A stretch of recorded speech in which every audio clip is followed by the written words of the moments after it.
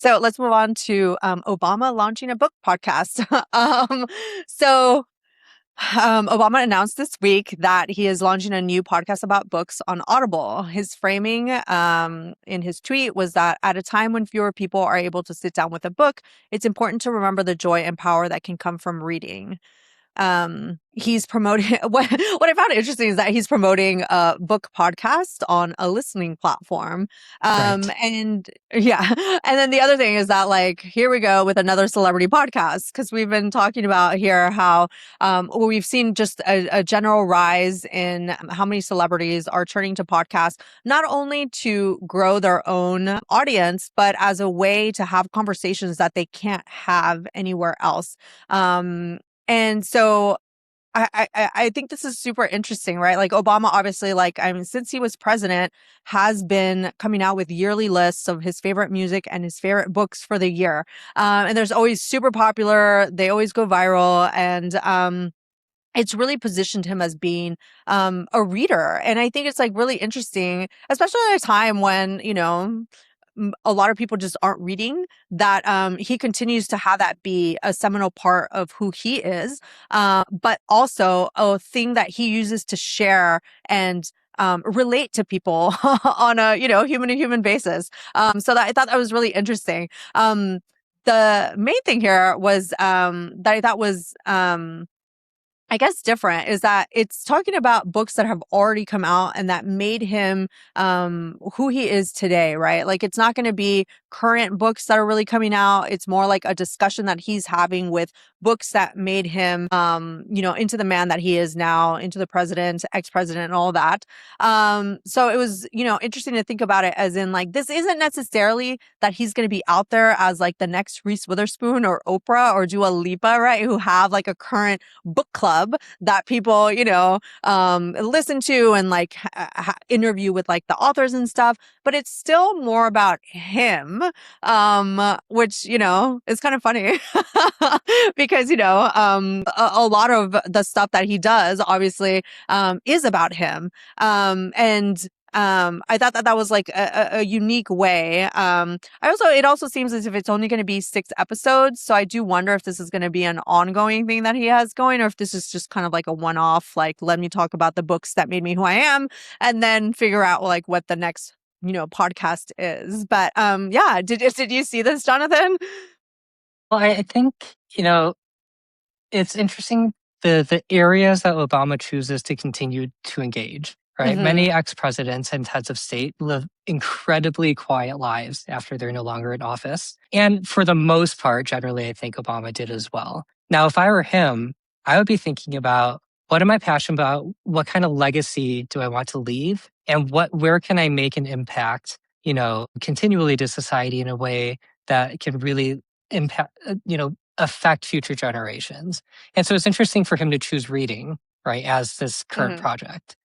And I think it's actually pretty natural to share about books that impact you, because that is a way to love and care for people, right? Mm-hmm. Hey, I was so transformed by this whatever, product or lesson or quote, or this person that I met. I just want to share with the world, right? Because I think that can also help you as well. I think that's actually a great place to start.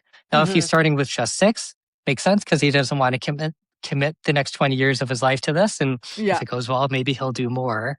But, the irony is not lost on me, where you mentioned also that, he's talking about reading more in an audio format. Mm-hmm. But even then, I think it very much aligns with the principles of my book of having empathy and meeting people where they're at, Mm-hmm. right? Why write a book about reading more books if people aren't reading books? I read the Hunger Games books only after watching the movies, and Uh-huh. both of them enriched my life in different ways, right? And so I do think it makes sense to meet people where they're at. And if people have time for audiobooks, and that's what will get them engaged, but may pique their interest into this deeper engagement with this concept of reading full on paper books, I actually think that's a pretty wise and strategic decision. It's also less commitment on his part, right? I mean, he has the experience of having written 2 other books. He knows what the process is. Mhm. pretty sure that it came out that when Michelle Obama wrote her book, wrote, I say quote unquote because she had a ghostwriter write it, it came out that he had actually written his books. So he obviously knows how long that takes. But then also to, second what you're saying, that because people aren't reading, we do know that they are listening to podcasts more and more. And obviously, he already has a well established audience of people that are interested in him, interested in his life, interested in his book selections on a yearly basis. That this would be of interest to that demographic of people. And I'm sure there'll be all sorts of other people that don't usually listen to podcasts that, are there purely to hear him talk. I think, he's one of the finest talkers out there, a great orator. So, imagine just listening to Obama talk about like his book. I mean, he did the audiobook versions of his own books. So, which I've listened to. That's like, obviously a natural place for him to go. I think it's also interesting that the Obama Center Presidential Library opened up this year.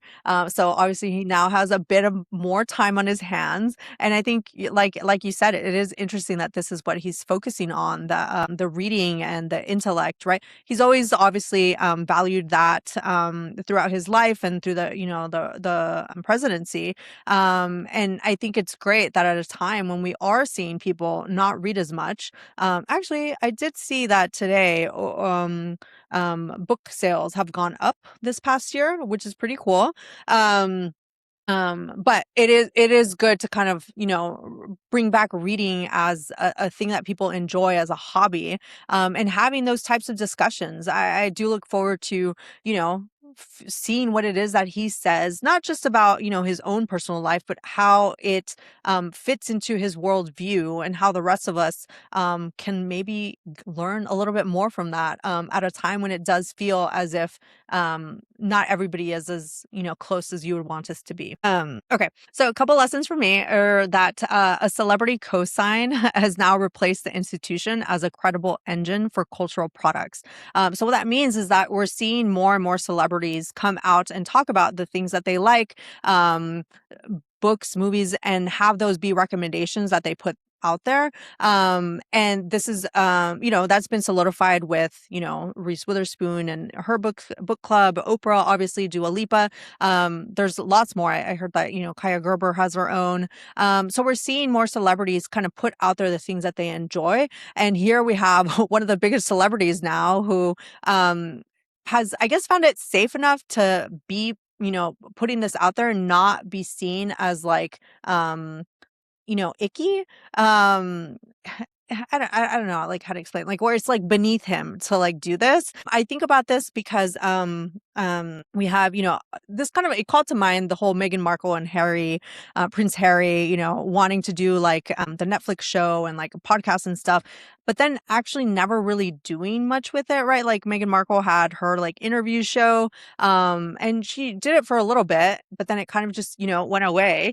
And I wonder if they had done more of a like this, where it's like a closed capsule, like we're just talking about these 6 books and may come back for like a different podcast like later, whether it would have been more effective than trying to have like an ongoing interview show. So I think it is interesting that Obama didn't choose to do a like interview show per se, much like we're seeing other like celebrity podcasts do, but he's doing something that fits within his brand and like the way that he is perceived by us, right? Where it's like, it's still about him, but he is putting his life and the things that interest him in the context of things that interest him. So for marketers, like what are these things that like make sense for your brand to do, right? Like it's not enough to just do a podcast show, do like an interview podcast show because everybody's doing them, but does it actually fit with how you want to portray yourself? And does it fit with your brand? A lot of companies right now, it's just like, it seems like, the thing to do is just to start a podcast without really thinking about like, well, is this actually what people want from us? Are we actually going to get, our audience to listen to us? And do they want this type of content? Or is there another type of content that we could be creating for them that will bring them to us a little bit more? And I think that this kind of, shows that there are ways to think about, what everybody's doing, a podcast, but putting it in the context of your own personal brand that fits much better with like the audience that you're targeting. Yeah. No, I often think about even, where do we apply our own efforts? And it's this, great intersection of what the world needs, what we're passionate about, and what we can sustainably make money, make a living doing. Right. Now, Mhm. Obama's got, I'm sure, plenty of money. So he's Yeah. trying to find that intersection, I think, of, Yeah. what does the world need and what is he passionate about in this moment that he can apply himself to? I think that's a good story for brands too.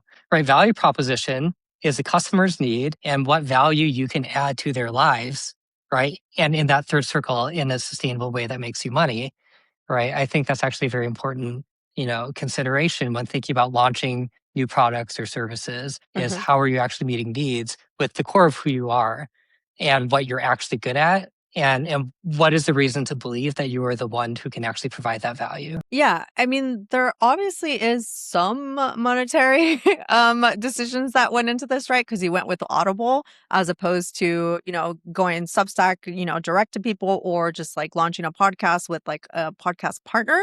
Um, so that is another thing that is interesting where it's like it's still tying it to like a book brand,